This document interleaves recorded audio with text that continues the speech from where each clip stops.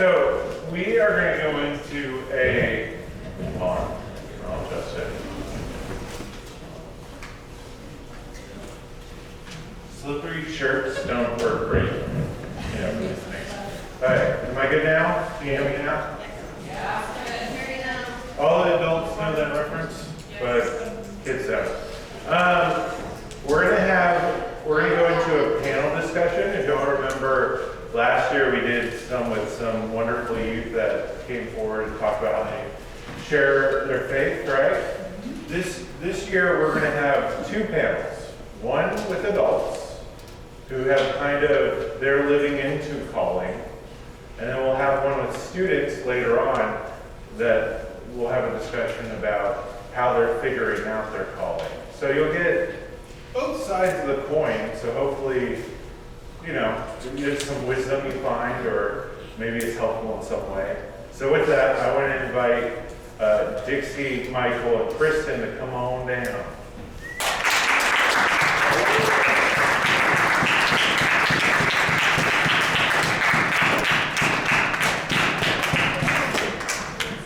And this is where I wish I would have asked for more mics. Yeah. So you guys will have to do the good old pass down the line. And this is also the part where I forgot to preload this on my tablet, so I gotta do it on my phone now. It's the joys of life, right? So, if you guys will just go down the line, you'll introduce yourself if people don't already know you, like what's your name, and then share kind of the titles of your calling right now. So if y'all will do that. I don't know, just something simple about your, in a simple word, you're just saying kind of what your callings are right now. Hey, I'm Kristen. I have a point, those of you that don't know me. Calling right now. I am called to be a nurse. We'll get into that later today. It's part of my tragic backstory. I'm also in the process of discerning a call to ministry. Well, I think I am officially on the road for ministry. And discerning a call to where I'm going to live next. So where the Lord has me vocationally, which is also part of the calling. Okay. My name is Dixie, and I go to Grace Anglican, and I would say my callings are mom, manager, wife, and I'd like to think I'm a good friend to me. We going in and out? We'll see. I feel like all of the wireless mics are going in and out. That's all right. We can also yell. Michael, I'm a priest at Oak Point. Calling shepherd in all areas of life. Father, husband, lawyer does not fit in that. Happy to talk about that too. But shepherd and now church planter. That is the new call, which is just one aspect of shepherding. So We're just gonna, with the answers, I think we'll just snake it. we'll go back. Yeah. Okay. All right. So you'll answer first on the next one. Sounds good. We are professionals here. If you can't realize it, we're figuring out who we go. So I hope you can just see from their introductions, one of the diverse group of adults, right? You have people that are in ministry. You have people that support the church. Every calling is important and vital. Okay, so I hope you can see that with having the diversity of people that are up here. So the next question is, how important is your calling to your walk with God? Pretty central. It is the way, particularly in shepherding in the church context, is absolutely central to my relationship with God. It's one of those things that's like, in various points in time in your life, you're kind of, like the way in which you experience what the Lord is like directing you in or calling you to, that sort of like dictates the kinds of conversations you're having with God at any given point in time. And so, as a priest, like those conversations about like Lord, like, what do you have for this person? How can I be better, like, shepherding or leading these people? How can I be supporting, my rector and like helping him be successful in his ministry? How can I equip the saints for the work of their ministry? Like, all of that is really important to my like conversations I have with the Lord on a daily basis. And so I would say it's absolutely central.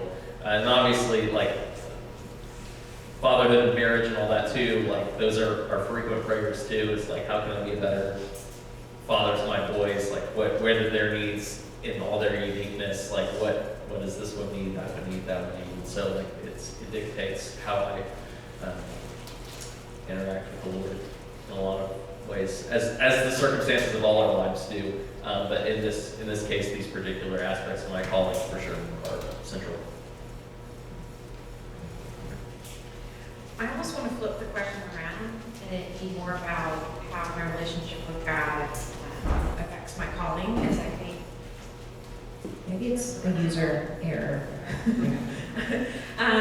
So yeah, I'm a manager at a software company, and so you would look at that and go, well, I'm not like directly serving God, right? Like, I'm not in ministry, I don't work at a church, but my relationship with God can give a very secular, normal job value. Like, as a manager, I can manage people in a way that doesn't just get the job done, but like cares for them as individuals, like looks out for their career, like cares about what they have going on in their life.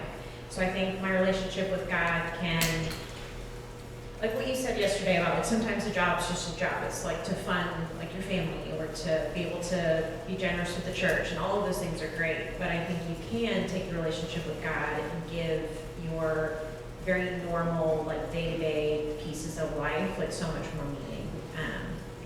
And that's obvious in like a managerial job, but like even more so like as a mom and a wife, like doing that with love and care, and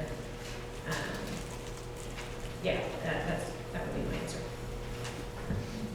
One of the cool things about callings, like personal callings, is that as God is infinite, so are callings.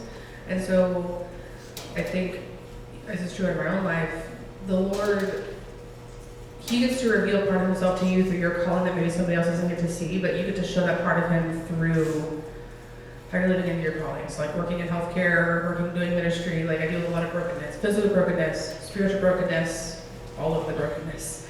And seeing how the Lord cares for the hurting and the broken, and across that spectrum, it's a part of Himself that I get to see as my calling. So living into that relationship with Him of, Lord, you love me in my brokenness, help me to love others in their brokenness, which is easier said than done.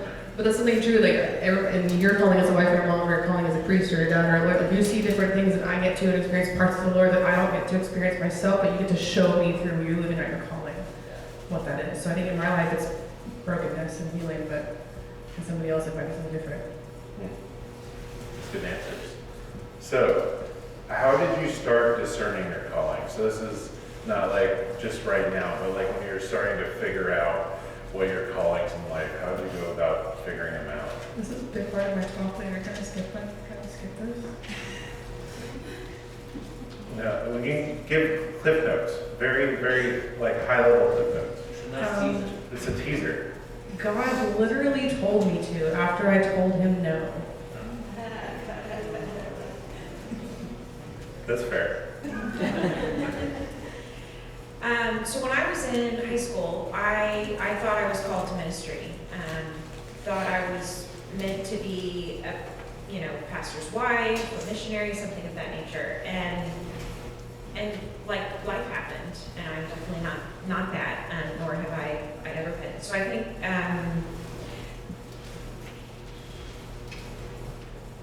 I guess what I'm saying is not that you shouldn't be sure that God is, like, if God is calling you to that, amen. Like, I love people in ministry, that's so valuable. But I think that isn't for everybody. And I think looking back, when I felt that calling, I thought, well, I really love God, I really love church, so I must be, like, it was like the two are connected. If you really love God, you really love church, you have to be called to ministry, I think is the connection I made in my brain. And I think as I got older, I realized that's that is such a great calling, but it's not for everybody. And just because you love God and love the church doesn't mean you're automatically called to ministry. So yeah, vocationally, I would say life just happened. I wouldn't say it was like this word from the sky, like I audibly heard God, nothing like dramatic like that. I think I kind of fell into my career just as life happened. I would say other parts of my calling, like at church, while I don't work for the church, I volunteer in different ministries, and I would say that that has evolved just from what I have strengths in, what people ask me to do, although there's a lot of wisdom in not saying yes to everything, because then I would be in every single ministry at church, and that would be a problem. So, I think looking at your strengths and seeing where you have unique value that you can bring is how I've, over time, figured out my callings. I came into mine kicking and screaming, so that happens too. I did not think I was called to the priesthood. I did not. I was practicing law full time. I wanted to make a lot of money and do that whole thing, and then talk to God later about ordained ministry, which certainly not everyone is called to. Thank the Lord. We need lots of dedicated servants, and certainly being hired by a church or being an ordained ministry doesn't make you more spiritual or more special than anyone else, and I want that to be very clear. In fact, sometimes I wonder if it makes you worse, but that's just experience in church. So the way I was called into ordained ministry really happened because I was in a discernment process for years with Bishop Clark and others at Hope Point, and was like, yeah, sure, I think God's calling me to like some kind of service in the church that's like more than what I'm doing now, but like I don't see myself as a priest. I don't feel like I have those giftings or anything like that. I don't really know what I'm doing. And it really wasn't until like other people started speaking into my life and calling things out, and like circumstances of work and things like that, like really started putting pressure, like put the pressure cooker on me, I guess, as it were, to like really start discerning that the Lord is listening to what He was saying to me. And for some of us, our calling, sometimes you stumble into your calling, you just kind of ease into it. It's like, oh, like this is actually what the Lord has called me to walk in. And other times God comes up behind you with a 2x4 and hits you. And that's how it was for me.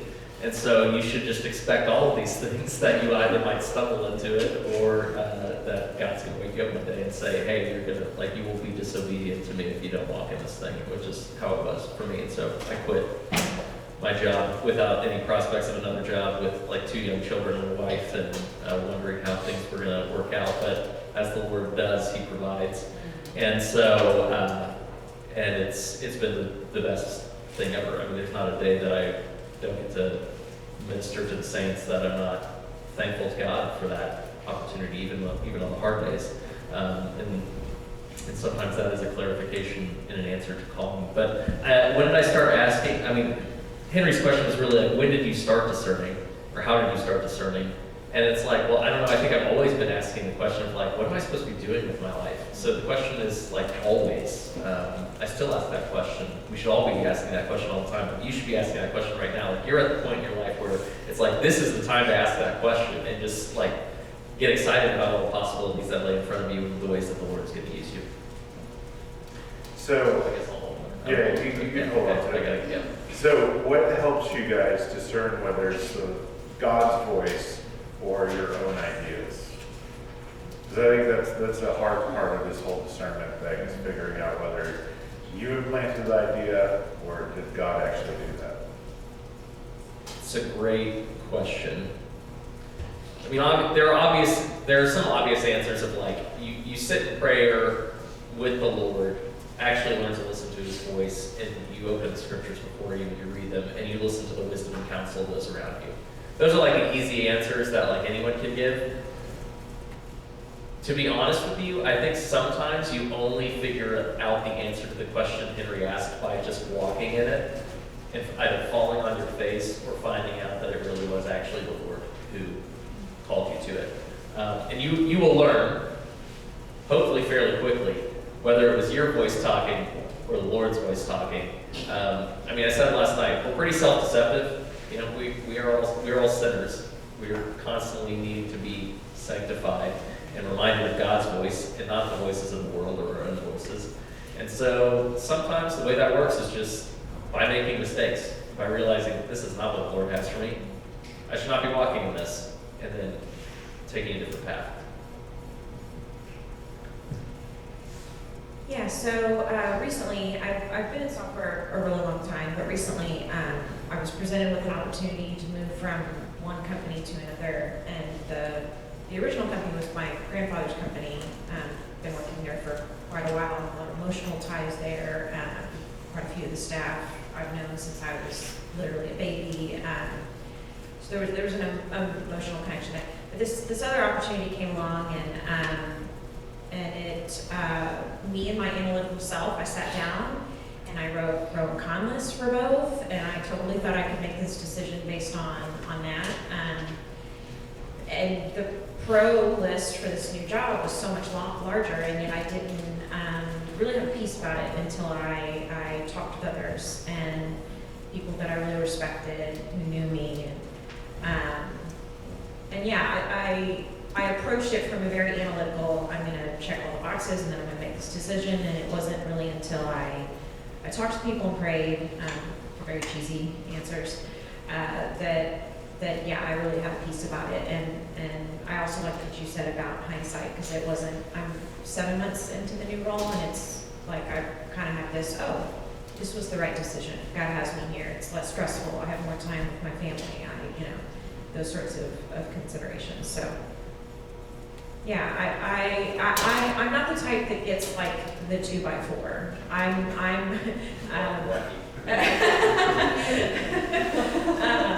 Yeah, I don't know. I guess God speaks to me in more subtle ways, which makes it harder sometimes to discern. But yeah, I think hindsight and peace. I think my gut is really my conscience or God speaking to me. When I have peace about something, I think that's kind of my cue. Like this is where you should be.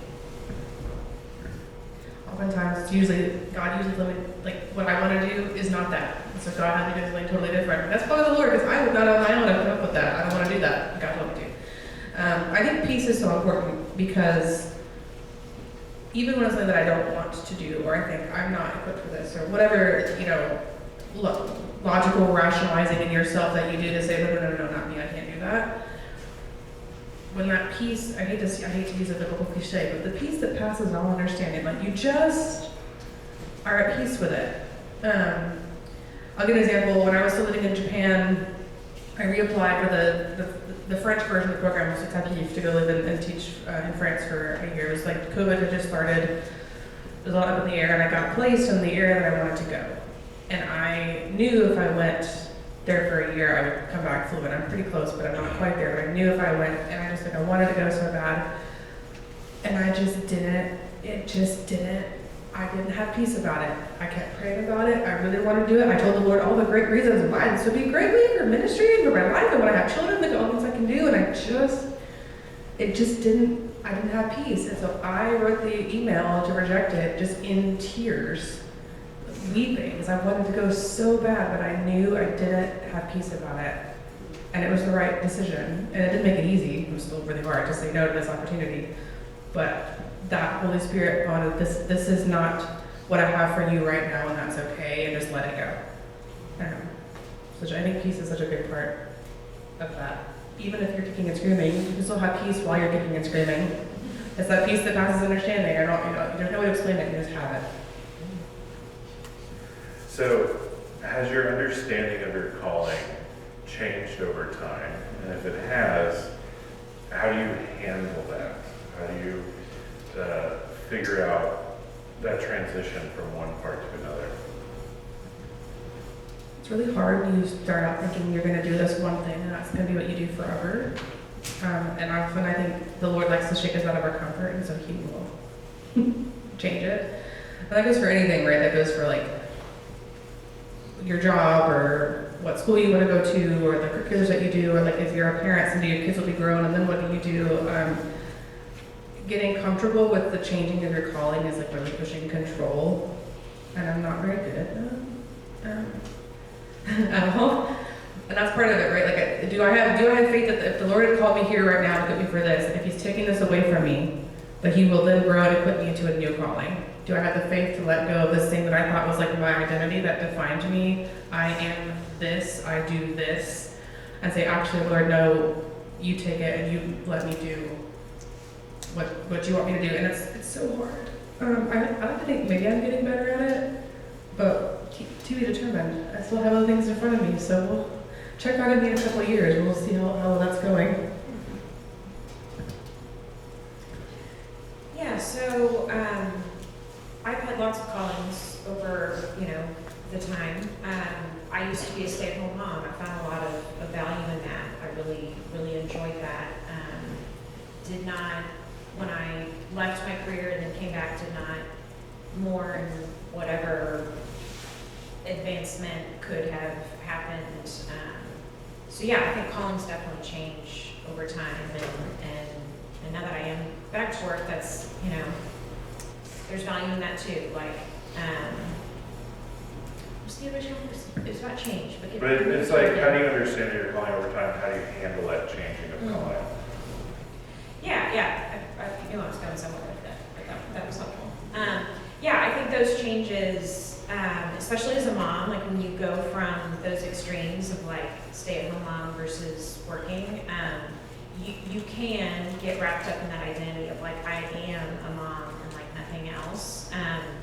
And so, yeah, I don't know that I did it all that gracefully, but yeah, I think God can change your perspective. Like, yes, I can be a mom and this other thing to help contribute to the family and that sort of thing. So I think callings definitely change over time. I think the difficulty is our mental perception of, okay, yes, I did that, now I'm doing this other thing, and that's okay. Yeah, sometimes things have to die in you to walk in a new calling. That's just the reality of it. I mean, you named it. Like, there's identity wrapped up in your calling, oftentimes. And that's sometimes precisely the reason why God moves us out of one calling and into another one. Because you become so wrapped up in that thing, I am this thing. I mean, I think it happens a lot with like career. Not solely for men, certainly not. But I think for men, especially in this country, that's why losing a job is oftentimes like absolutely catastrophic for men. Which is why it's important to remember that your calling is not you. You are more than your calling. God has, by His will in Christ, has named you and made you more than what your calling is. And that's why your calling can change and you can still be you and you can still be loved by the Lord, even if, something catastrophic happens. That means what you thought was your calling is no longer your calling, and something else is. I mean, I've had many different callings, and they've just kind of like added up and changed and shifted. And some of them have been the same, like the same general calling, but the way that's lived out it looks different in different stages of your life. And that's a good thing, because life would be really boring if your calling was just the same all the time and you did the same thing all the time, in my perspective.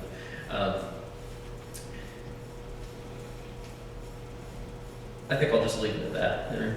Yeah, well, we'll wrap this up with this question, and that is, any practical advice you can give them on help figuring out their calling? So anything you would leave them with, they think is good and practical. Start journaling. Start writing. Think about, put your thoughts to paper. I'm like, what are the things I love? What are the things that I'm interested in? What are the things that I feel called to do? Ask questions of other people who are doing the kinds of things that you think you might want to be doing. And figure it out. Figure out if that's really true or not. Test it. Test what you think your calling is, or your callings are. Also, I would just say gamble. Not literally, but like, gamble on the choices that you're making, and just know that usually if something fails, that's not the end. Like, that's just an experience to learn and grow and move to the next thing in the next phase of your life. And so, I think gambling in the right ways on things that you do think the Lord is calling you to is a great thing to do, and you should have confidence in that. Your parents might have other thoughts about that, but you should gamble on the things that you think the Lord is calling you to do.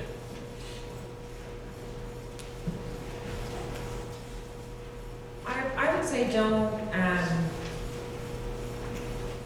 yes, seek the Lord, yes, take it seriously, but don't be paralyzed by overthinking it, by thinking that if you make this choice today, you're stuck forever. Like, it's okay to get it wrong, it's okay to change your mind, it's okay to do something for a little bit and something else comes along. Like, I think, I don't know, I see a lot of people just say, like, it's the question, especially like as you become like a junior or senior, you constantly ask, where are you going to school? What are you going to be doing? And it's okay to go, I'm figuring it out. Like, I'm not 100% sure, and that's really an okay answer. So I don't know. I guess my practical advice would be don't stress out too much. Seek wise counsel, but don't take it as gospel. So oftentimes, maybe your parents or your teachers have a thing that you would be really good at this. You should do this. Maybe you should. Maybe that's what the Lord is calling you to. Maybe not. So I think part of the discernment is taking all those things that you get from wise counsel, from youth leaders, from parents, from pastors, from teachers that know you well, from mentors, and okay, Lord, here are things that they've identified in me. Where are you wanting me to use those things? Because again, it's so easy for us to get caught up in this, oh, well, then I'm good at this, so I must do this, and then I'm devastated when that's not what the Lord is calling me to. So just seek wise counsel, but don't take it as gospel. Always discern, always question. The Lord knows. He will direct you, even if the path is snaky. He'll get you where He needs you to be, just as long as you're seeking after Him. Well, thank y'all. I think there's a lot of wisdom shared. I hope this benefited y'all from some people that lived life. What? 29 years of it. All the things.